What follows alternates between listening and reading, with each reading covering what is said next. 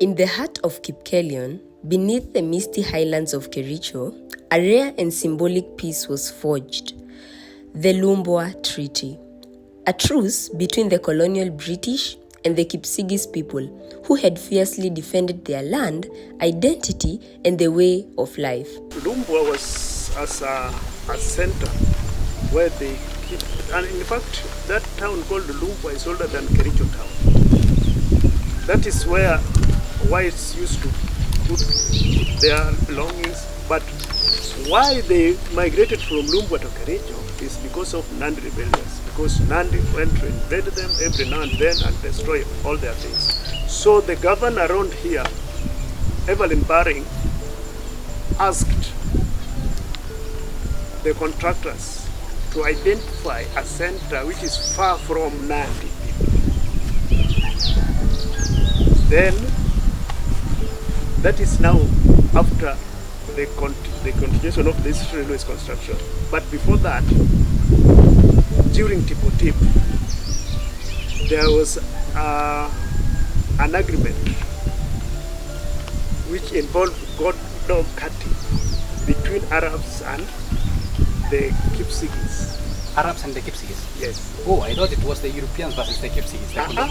The first agreement was done by Arabs and the Kipsigis. The year was 1905. After relentless resistance by the Kipsigis warriors, the British, weary of war and hungry for control of the fertile Rift Valley, proposed peace. They met with a Kipsigis chief called Menya Arab Kisiara, and they signed a treaty with him saying that all this land, Kipsigis land, would now come under the Imperial British East Africa Company. Now, it is important to put this into context to understand, first of all, that the Kipsigis had already encountered the Arabs. The Arabs had come to this country, the Swahili Arabs, and every time they tried to cross Kipsigis country going to Uganda, there was skirmishes. There was a lot of, the caravans were attacked a lot of times. So when the caravans were attacked, they came up with a way of trying to create peace. They came up with a concept, an idea called blood brotherhood. The sentence of Arab Kisiara is at a place called Sotika. And they agreed that Arabs, Nandi should not attack the Arabs. Arabs will bring them some beads and things like that to exchange that barter trade. So Tipotip could pass easily to Uganda Kingdom and back to coast. Then when it came to railways construction, the Nandi didn't agree with this, so they were attacking and destroying the properties there.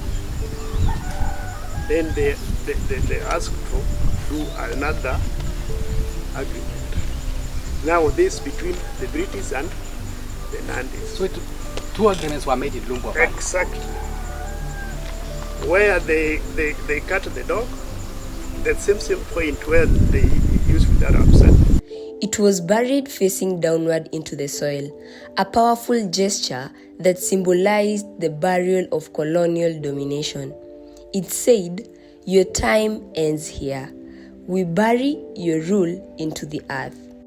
The tale, weak and directionless, was handed to the British.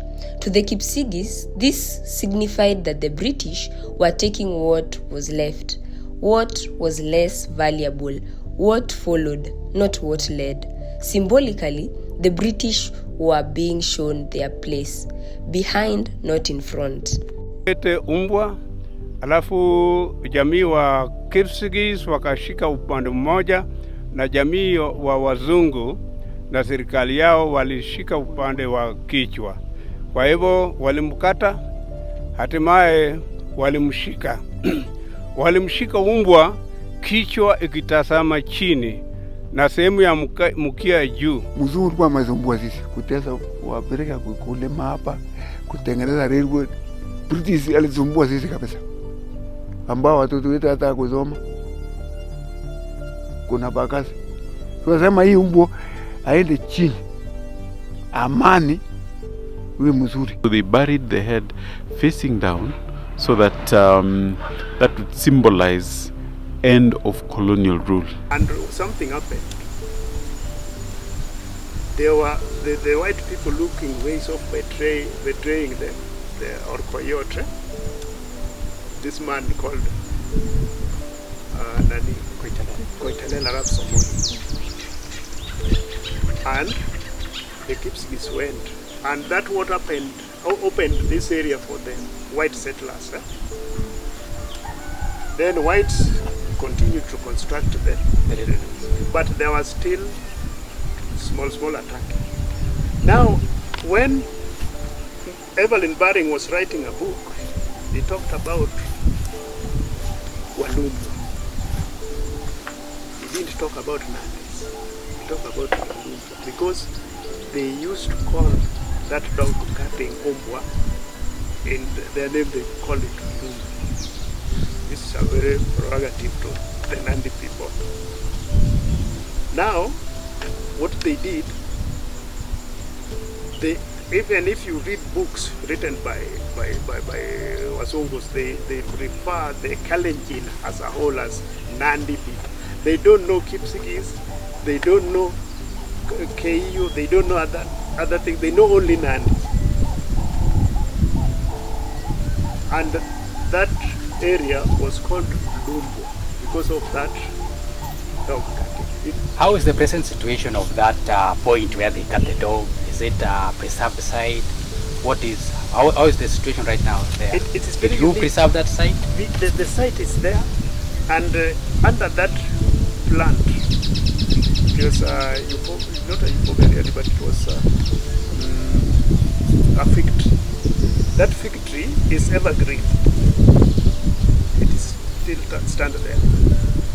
Up to this moment, it is during drought, it is green. And it's always there. Everybody around that town knows exactly where the dog was cut. The site of that is the LUMBWA Valley, the place where they cut the dog. It is now a town. It's a town. It's a town. And in that area where they cut dog was under railway's quarter. That is why it is preserved. It is under railway, so no invaders could invade that land because it is a property of railways. The LUMBWA Treaty is one of Kenya's most profound example of African diplomacy through cultural language. A story passed down through generation, not in books, but in memories, song, and sacred soil. This was not submission. It was ceremony, a silent pact made with blood, sacrifice, and the head of a dog.